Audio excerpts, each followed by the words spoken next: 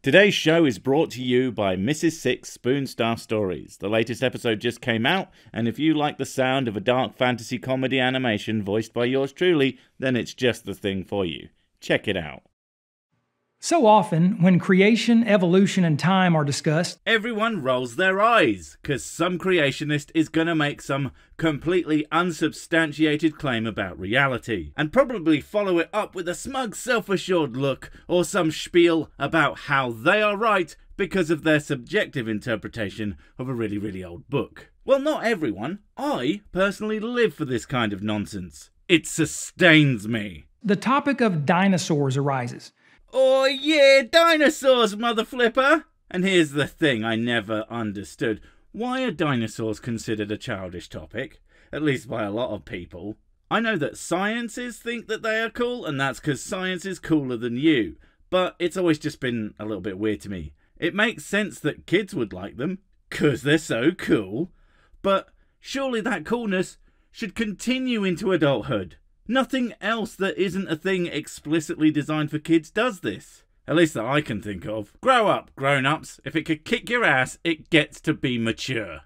Which shouldn't surprise us since dinosaurs have been a kind of poster child of evolution for decades. Have they? I thought the fact that evolution is true was the poster child for evolution. As cool as dinosaurs were, they were largely an evolutionary dead end, because of them mostly dying out. Stupid unmeteor-proof motherfuckers. Well, apart from the ones that turned into delicious fried chicken. And now I want to eat some fried chicken. Ugh, God. Damn dinosaurs. Making me fat. According to the general theory of evolution, no human being ever saw a living dinosaur. What? What is the general theory of evolution, and why does it care if humans saw dinosaurs? I can't say I've ever heard of that. As far as I know, it's just the theory of evolution, and unless I am wrong, it sounds like you're going to use this as a kind of straw man to debunk evolution, whilst never actually talking about anything it has to say. Like the fact that it doesn't say that humans never saw them. That is true, but also completely irrelevant. There's lots of creatures that went extinct before humans turned up. Like 99+% of them. So who cares? Evolutionists insist that dinosaurs became extinct more than 60 million years ago. Assuming that your numbers are right? Because they did. I can't wait for your reasoning as to why that's false. Probably something about Bible. I wish you people could understand why Because Bible is so unconvincing. I've said it before and I say it again. You use that book as poetry, story, allegory and metaphor. Fine. You use it as literally true, and I'm gonna point and laugh at you. Like, a lot. While humans allegedly evolved about 57 million years later.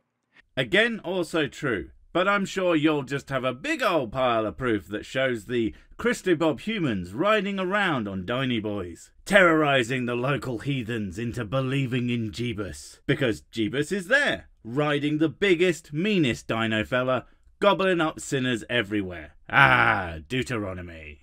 According to the Bible, however, God made everything in 6 days. Ah, look who was right. This guy. And come on, purples.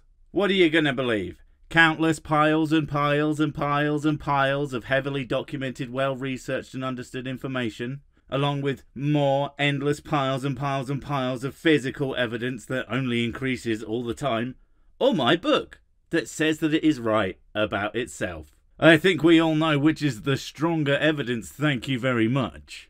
But how could this have included dinosaurs? You've got me there. I guess that means it doesn't. And that it's also untrue, and also God not real. Oh man, I'm so sorry. You're just gonna have to take your life, the tatters that it now is, and begin anew. Maybe join a different religion.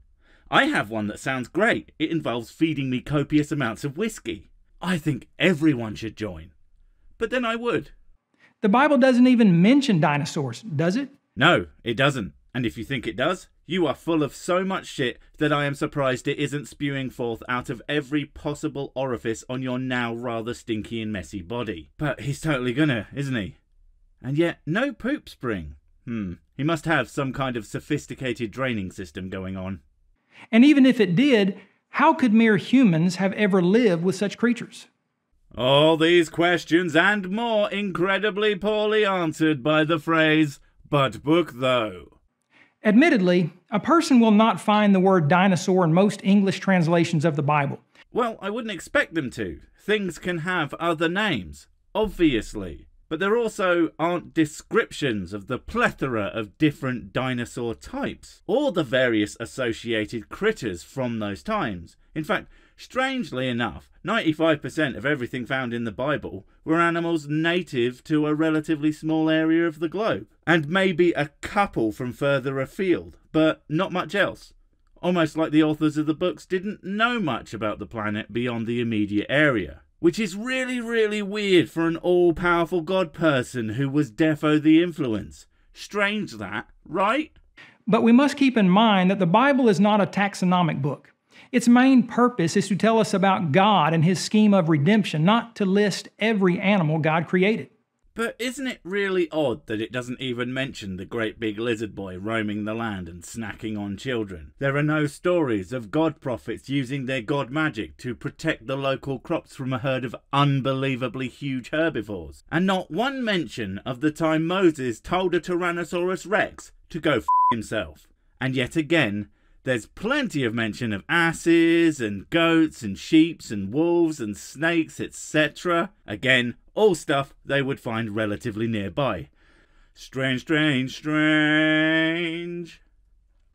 The Bible mentions a variety of animals, but not every animal. Especially those that the authors wouldn't have known about. I would list a few off the top of my head to make that point. But why don't I let you do that for me and make yourself look either deliberately disingenuous or that you are just the world's biggest moron? I don't think the Bible ever specifically mentions cats, kangaroos, elephants, aardvarks, anteaters, platypuses, and penguins. Yeah, so while some of those are odd omissions, the fact that you bring up kangaroos and platypuses, whatever, creatures local to pigging Australia, and to a lesser extent the pengy boys who, while having certain breeds that show up in southern African regions, the type you show there, the chin-strap penguin, is found in the South Pacific, aka close to bleeding Australia, again. I would assume you did it on purpose, but that would make the assumption that anything you do has purpose, and I seriously doubt that. Oh, also anteaters are South American, but honestly, at this point, I've made my point. To say that these animals don't cohabit the earth with man because the Bible doesn't mention them would of course be absurd. And to say that their absence from the Bible is proof that humans cohabited the planet with dinosaurs would be about, 10,000 times worse than that. So you're not going to say that? Or am I going to have to send a horde of ravenous anteaters to tongue you to death? For Christians to assume dinosaurs and humans never lived together because the Bible doesn't mention dinosaurs is equally erroneous. No, the Christians who assume that man and dino didn't exist at the same time are just correct. You, on the other hand, spectacularly ridiculous. Please do keep it up. This is goddamn hilarious. We must also recognize that whereas the Bible was completed 1900 years ago and was translated fully into English by 1535... Oh, thank God it's not an incredibly old and irrelevant book then. For a minute there, I thought you were using ancient bullshit to prove your incredibly silly and poorly thought out points. That's a relief. The English word dinosaur was not coined until 1842, more than 300 years after the first complete English translation of the Old and New Testaments. F***ing relevant. The Bible has been updated since then, I am sure. I am sure that words that didn't exist before the first translation have been used in other translations since, if they accurately fit to whatever was describing them. But for some reason, no one has had the need to call anything in the Bible a dinosaur. Possibly because there's basically nothing in the Bible that could be called a dinosaur. Because they are never mentioned in the Bible, you dumb fuck. Obviously, one would not expect to find the English term dinosaur in a translation of the Bible that preceded its coinage. Obviously, because there are no friggin' dinosaurs in the... Screw the word. There just aren't. Get over it. And you know why there weren't? Because they had been extinct for umpteen zillion years, and the writers have no idea what they were. Obviously.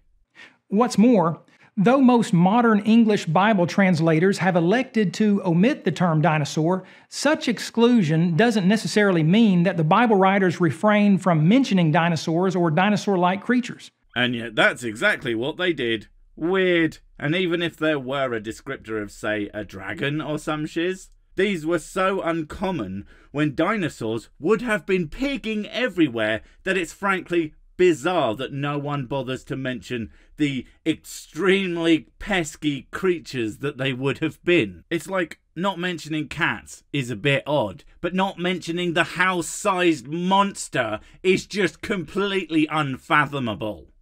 Consider the great sea creatures that were created on day 5 of creation. A, no they weren't, and 2, you mean like whales and shiz? The creatures that exist today? They are an incredibly poor substitute for the strange, completely missing dinosaurs that you were so completely sure were kicking about everywhere. What exactly happened to them, by the way? Could this not have included dinosaur-like, water-living reptiles such as plesiosaurs? There's an awful lot of coulds here, but a staggering lack of all that stuff. What do we call it now? Evidence. And again, if they were made, where did they go? 6,000 years is not actually a particularly long time for vast swathes of somewhat similar creatures to just up and disappear from the face of the planet. Don't you think? Don't answer that. I already know you don't think. Also of interest is the fact that the Bible gives God's description of 2 massive creatures in Job chapters 40 and 41, Behemoth and Leviathan, which sound very much like a dinosaur and a dinosaur-like water-living reptile. Until, of course, you read the actual descriptions when the Leviathan is described as having an armoured hide and it spins and does other crocodile-like things, almost like it's some kind of crocodile. And this line from the Behemoth description: "Under the lotus plant he lies, in the shelter of the reeds and in the marsh." That sounds like a thing that hippos famously do. Although some seem to think that they might have been describing an elephant, which would be great, because if they were, you know, those fellas that, like you said, were not mentioned in the Bible, almost as if they went by a different name from people who had no idea what they were looking at. But regardless of whether dinosaurs are mentioned specifically in the Bible or not, no, they aren't. They definitely aren't. And again, anyone who thinks that they are is a goddamn fool. Which I would say is ironic, but if I were God, I would damn you right to super hell. That's where they keep all of the morons. I'll see you there one day. One can know that they were created alongside man during the creation week and not millions of years earlier. Okay, can they now? Well, you've made a number of claims so far. I'm really looking forward to you actually substantiating, like, any of them. Oh, that's right, you're not going to do that, because that would require proof beyond old book say so, even though that old book doesn't even say so. This is worse than usual, really. At least normally old book say so is technically true, even if it is completely meaningless. For in 6 days the Lord made the heavens and the earth, the sea, and all that is in them. When will you people learn that the Bible doesn't prove shit? It really doesn't. And if you think it does, you need to prove that the Bible is anything but an old book written by people trying to explain the world around them at best, and at worst, trying to make people do what they specifically want. And not one bit of it demonstrably true in any meaningful or certainly not scientific way. So stop. Still, because most people, even many Christians, have been conditioned to believe that no human being could have ever lived with dinosaurs. Demonstrable scientific facts are not conditioning, you colossal buffoon. Just because your little subcult uses that shit to convince your members of nonsensical gibberish, like the Earth only being 6,000 years old, when we can prove it's older than that with really basic things like dendrochronology, aka tree ring dating, and show that it is, at the very minimum, thousands of years older than that. That's the thing. We use facts to back up our claims. You use, well, basically nothing but semantics and frankly out and out lies. They dismiss the thought, and along with it, a literal and logical interpretation of the Genesis account of creation. A literal interpretation of the Genesis account of the beginnings of the universe is literally, get it, the opposite of logical. There is absolutely no evidence for the things having played out like that, and absolutely bundles that it's anything but. God, it's almost like he hasn't got a clue what he's talking about or something. In fact, A few years ago, one Christian author wrote a children's book claiming that man could not have lived in a world full of dinosaurs. So by the time God created Adam, the dinosaurs were gone.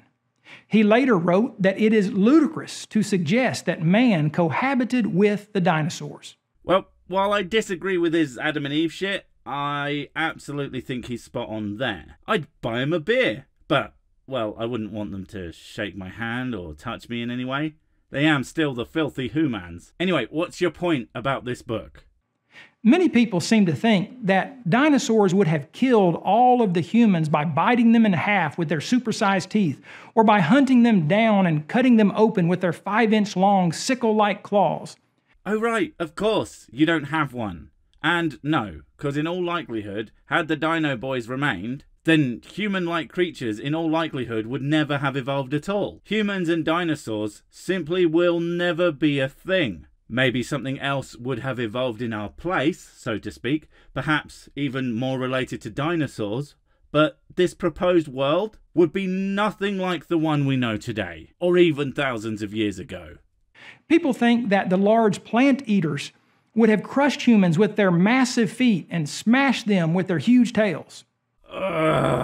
Okay, let's just say that somehow your weird little yet more nonsensical fantasy world where dinosaurs and humans somehow evolved at the same time and yet had no impact on one another's evolution. Well then no, why would a creature like humans have evolved without a strong sense that Big Stompy Boy make dead? That's as stupid as, well, whatever you're about to say next, probably.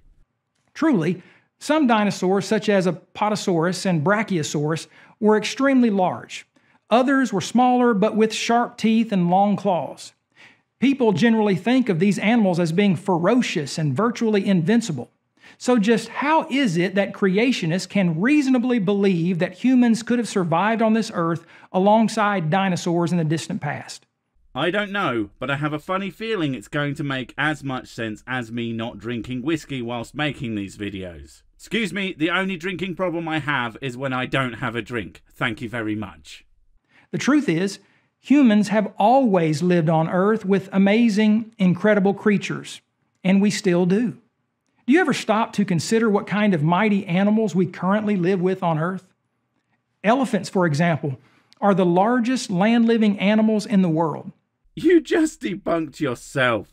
You are comparing a big-ish herbivore against a really big carnivore and a freaking enormous herbivore. Are you serious? No, I'm done. This is so ridiculous that my mighty drunken powers can't weather this stupid. I'm gonna have to go lie down. Preferably in front of a brontosaurus. Aim for the head, please. Wait, before you go, I have something super important to tell you. It's life or death. It will change everything forever. Nope, wait, it's gone. Oh well, probably wasn't important. But while I have you, don't forget to comment, subscribe and notify. And if you want more of my smexy voice, check out Mrs. Six's channel, Spoonstaff Stories, where I narrate and voice all the videos. And she does the work. And if you want to support the channel, check out the merch store for cool t-shirts, or check out Patreon, memberships and PayPal to support directly. Finally, follow me on the medias of social to get completely pointless guff and to keep up on the latest releases. Oh, I just remembered what I was going to tell you. Whatever you do, don't touch the